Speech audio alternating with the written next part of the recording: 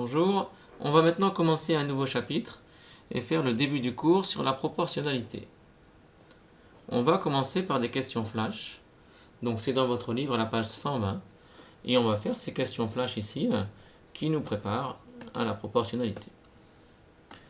Alors première question, un pull à 50 € est soldé à moins 10%.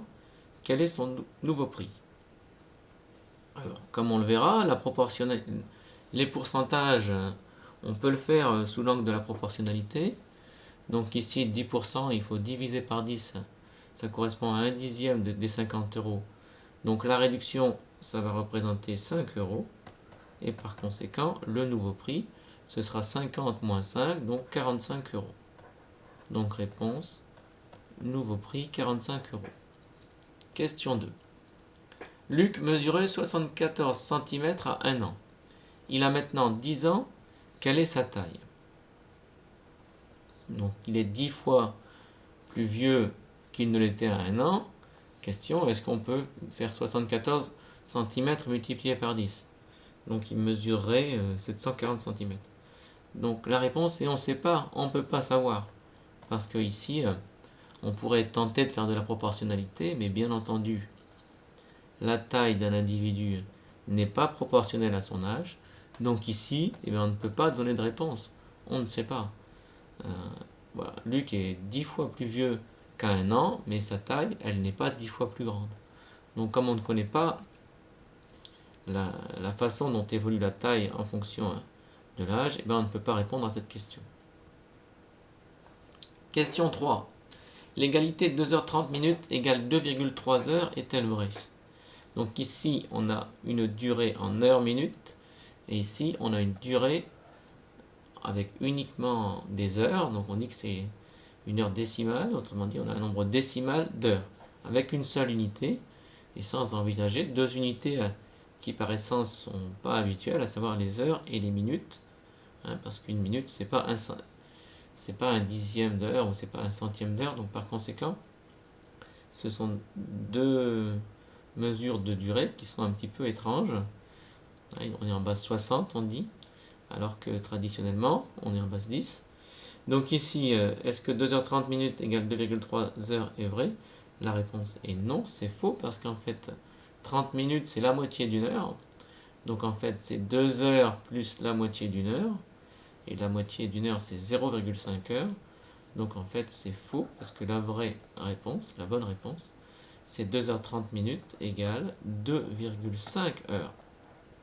Alors on verra dans ce chapitre, vous le savez déjà, mais on reverra, disons, comment on passe des heures, donc des durées en heures minutes, aux durées en heures décimales, avec uniquement une unité qui est l'heure, et ici un nombre décimal.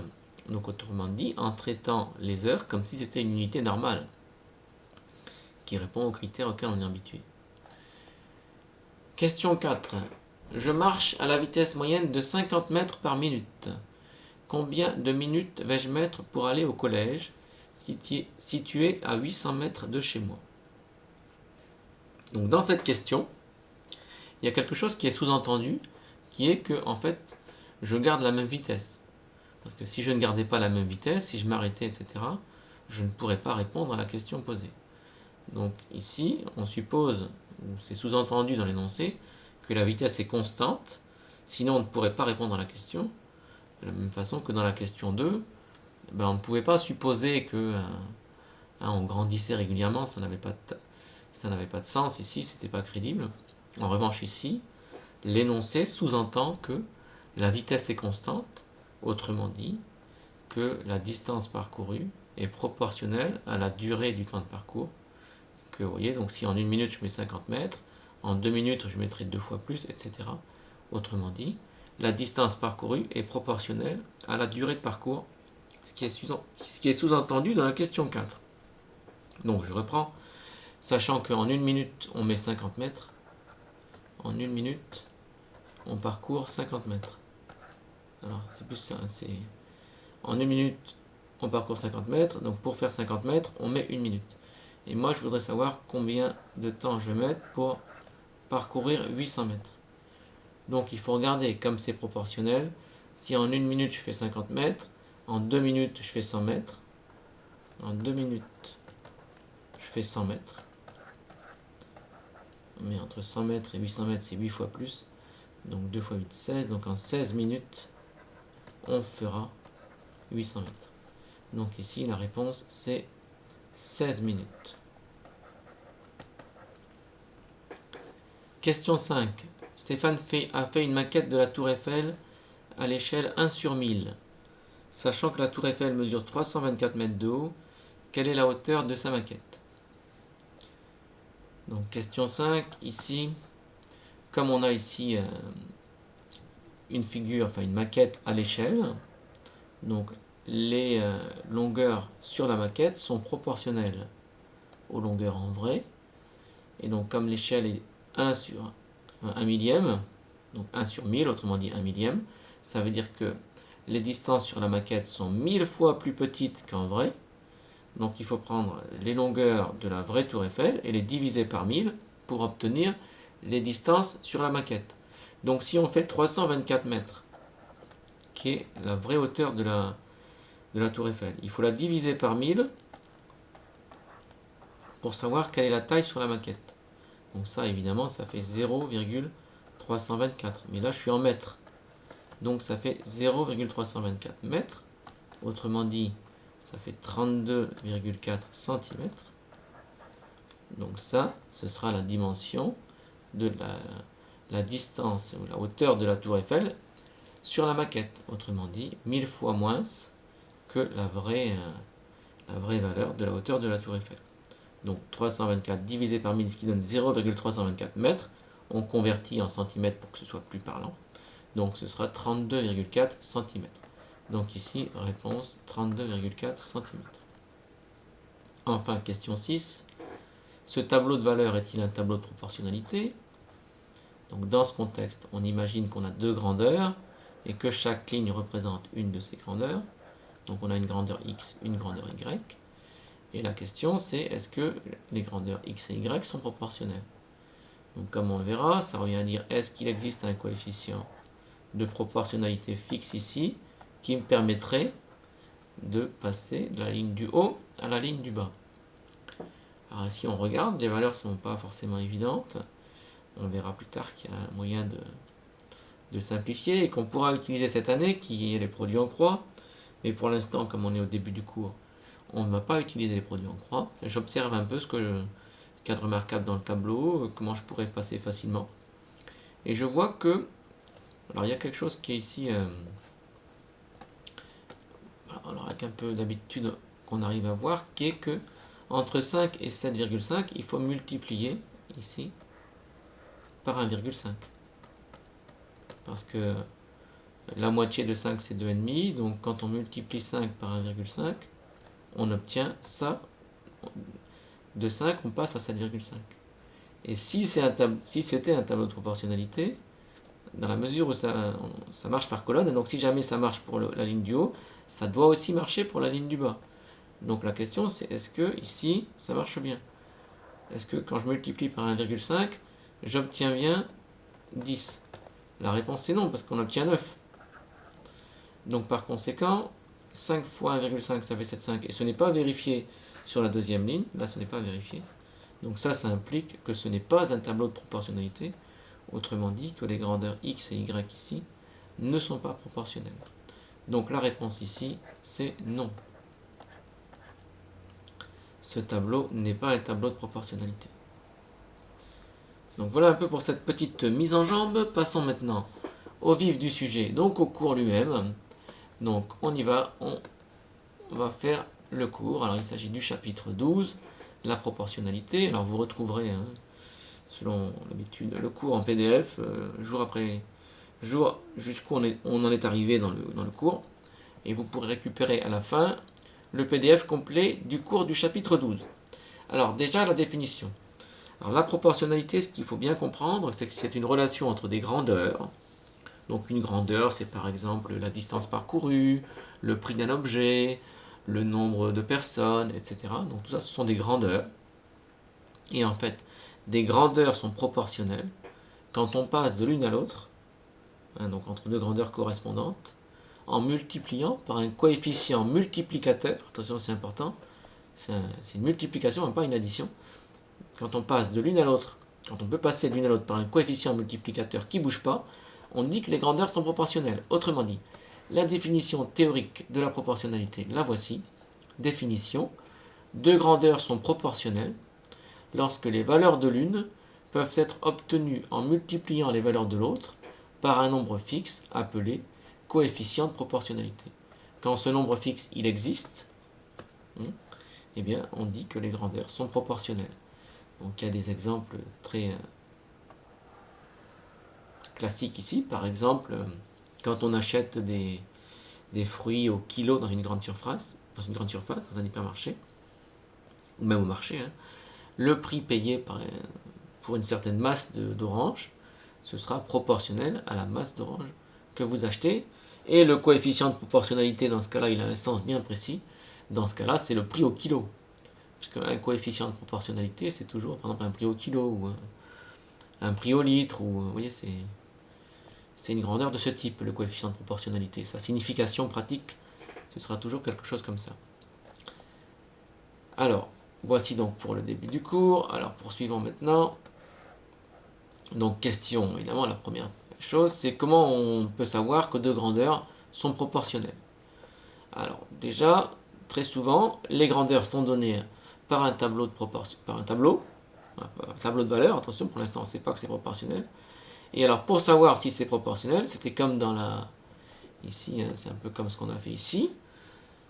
On regarde, est-ce que, alors nous, c'est pas exactement ce qu'on a fait. On a utilisé une propriété qu'on verra plus loin. Mais on regarde, a priori, est-ce qu'il y a un coefficient de proportionnalité qui existe entre les deux lignes? Par exemple, si j'ai un tableau, alors j'ai deux grandeurs x et y, imaginons que j'en aurai, pour 2 j'obtiens 10, pour 3 j'obtiens 5, pour 3 j'obtiens 15. Et bien, je vois qu'ici, pour ce tableau ici, j'arrive à voir qu'il y a un coefficient. Le coefficient, c'est x5. Donc, comme il y a un coefficient de proportionnalité qui est 5, puisqu'on fait x5 ici, pour les deux colonnes, décidément, je ne sais pas ce qui se passe là. Voilà, alors comme il y a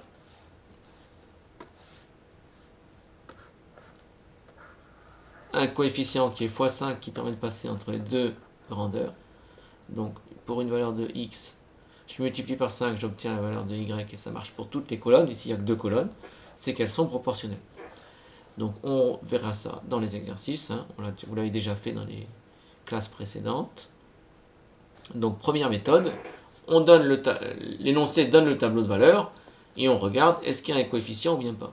S'il y a un coefficient multiplicateur entre les deux lignes, c'est que les grandeurs sont proportionnelles. S'il n'y a pas de coefficient, c'est que les grandeurs ne sont pas proportionnelles. Alors je ne mets pas, on le fera en cours parce que vous l'avez déjà fait en 5e et en 6e. Autre méthode par le graphique. Alors on sait que quand on a une grandeur qui dépend de l'autre, on peut faire un graphique qui représente une grandeur par rapport à l'autre. Donc prenons par exemple deux exemples ici. Donc vous voyez, vous avez par exemple ici, là c'est un volume d'essence que j'achète à la pompe et le prix payé. Donc et là on représente ça par une courbe. Autrement dit, pour chaque volume d'essence acheté, on regarde quel est le prix payé et on fait un point correspondant et on obtient une courbe qui permet de voir comment varie le prix payé par rapport au volume d'essence. Alors là on devrait mettre plutôt volume, on a mis essence, c'est pas terrible en fait, on devrait mettre volume d'essence plutôt. Volume d'essence en litres.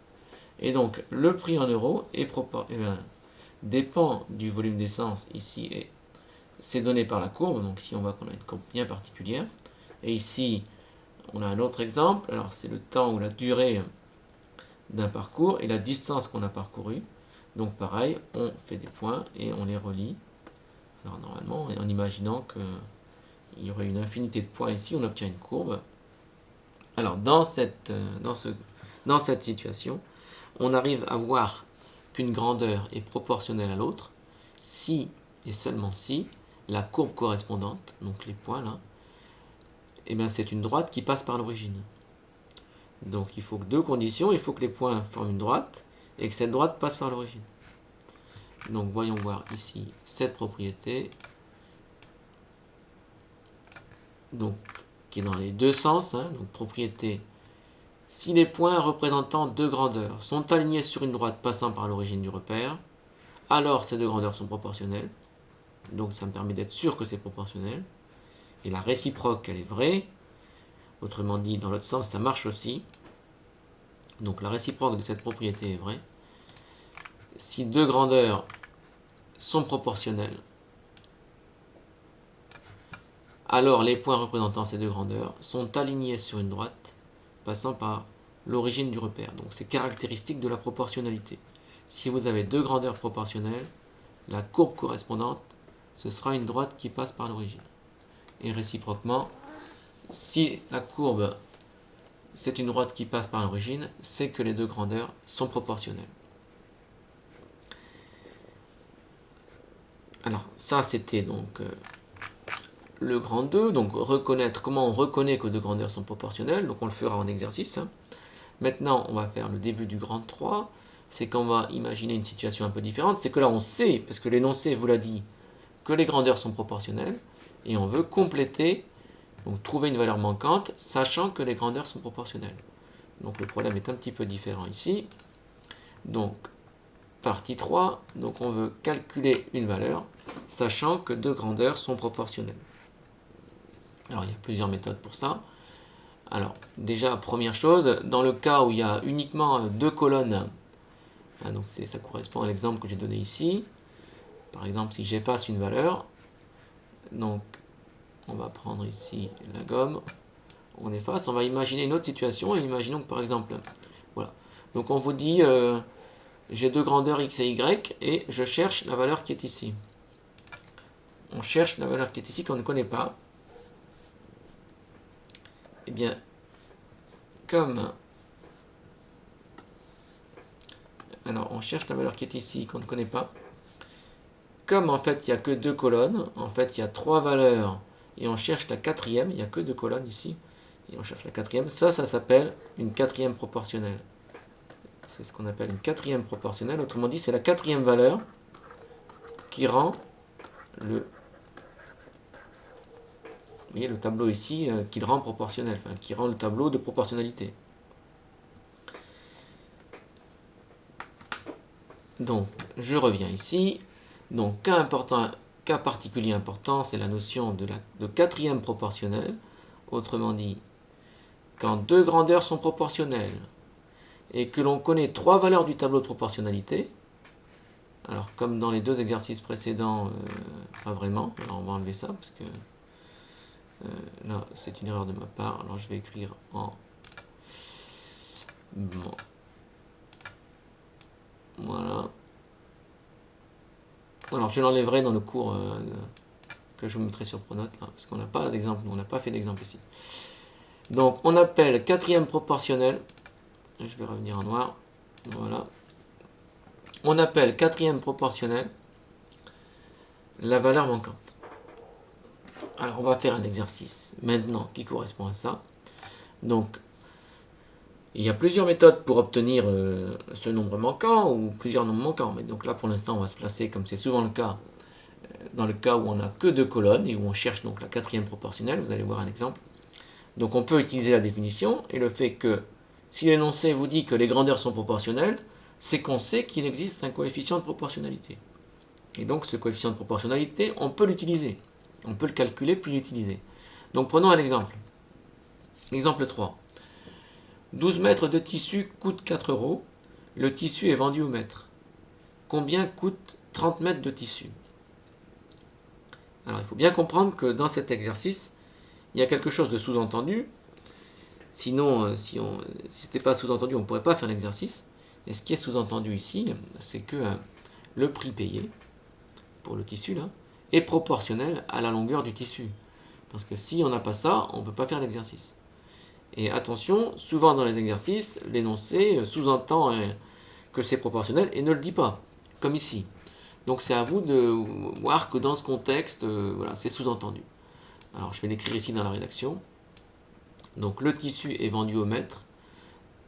Alors c'est ça qui, voilà, quand on dit le tissu est vendu au mètre, c'est que ça sous-entend, alors là c'est un peu dit, vous voyez, c'est que le prix payé est proportionnel à la longueur de tissu. Donc voilà, donc le tissu est vendu au mètre, donc le prix est proportionnel à la longueur de tissu. C'est vrai que c'est pas un exemple, j'ai un peu vite lu là. Ici, il y a quand même cette indication qui vous dit que c'est proportionnel. On peut considérer que ça, c'est dire que c'est proportionnel, bien que c'est dit un peu bizarrement. Parfois, ils vous disent même pas ça. Hein. Parfois, vous pourriez imaginer qu'on ait enlevé ça et qu'on vous ait juste demandé 12 mètres de tissu coûte 4 euros, combien coûte 30 mètres de tissu? Là, ce serait entièrement sous-entendu. Là, c'est pas entièrement sous-entendu parce qu'il y a quand même ça qui dit que, voilà, qui laisse sous-entendre, enfin, qui explicite le fait que, qui dit que c'est proportionnel. Donc, dans la résolution, je vais l'utiliser ici. Alors, donc, le tissu est vendu en mètre, le tissu est vendu au mètre, donc le prix est proportionnel à la longueur de tissu. À ce stade, il est souvent commode de faire un tableau, parce que c'est une façon de présenter les choses voilà, qui est assez claire. Donc on fait un tableau parce que c'est commode. Alors c'est pas toujours obligatoire, mais c'est pratique. Donc vous voyez ici, j'ai le tableau suivant, et comme je sais que les grandeurs sont proportionnelles, c'est un tableau de proportionnalité, forcément. Donc le tableau suivant est un tableau de proportionnalité, et on voit que ce qu'on cherche ici, eh bien c'est une quatrième proportionnelle, parce qu'il y a trois valeurs qu'on connaît, et on cherche la quatrième. Donc ici, le point d'interrogation qui est ici, eh bien c'est une quatrième proportionnelle. Alors je ne vais pas le dire, mais voilà, donc, en l'occurrence, c'est la recherche d'une quatrième proportionnelle. Donc le tableau suivant est un tableau de proportionnalité. Donc comment faire pour trouver ce qui manque? Eh bien, comme je sais que c'est proportionnel, je sais qu'il y a un coefficient de proportionnalité. Donc on peut le calculer. Donc ici, le coefficient de proportionnalité. Alors, vous voyez que ce serait plus intelligent de dire que, parce qu'en fait ça va dans les deux sens, hein, on peut aller du haut en bas ou de bas en haut et dire qu'on a fait x3. Et donc il faudrait diviser par 3 pour obtenir le point d'interrogation. Mais imaginons qu'on le fasse un peu bêtement. Ici, le coefficient de proportionnalité, ça va être l'arrivée divisée par le départ. Donc ici, comme on veut passer de 12 à 4, donc on a 12 le départ, et donc je veux faire fois quelque chose. Ici, qui va donc être le coefficient de proportionnalité si je vais de haut en bas.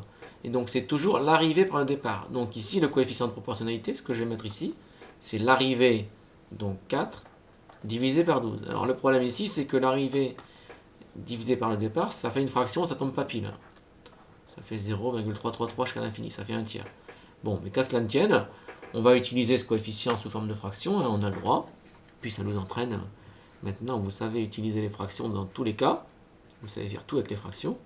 Donc ici, le coefficient de proportionnalité, donc ce coefficient-là, c'est 4, donc l'arrivée divisé par le départ, donc 4 divisé par 12, et quand on simplifie, on obtient un tiers. Par conséquent, ici, ben, il y a un coefficient qui multiplie par un tiers ici, qui permet de passer, donc ici, en multipliant par un tiers, on passe de la ligne du haut à la ligne du bas, et donc on va l'appliquer à 30, ce coefficient, parce qu'il doit marcher pour toutes les colonnes.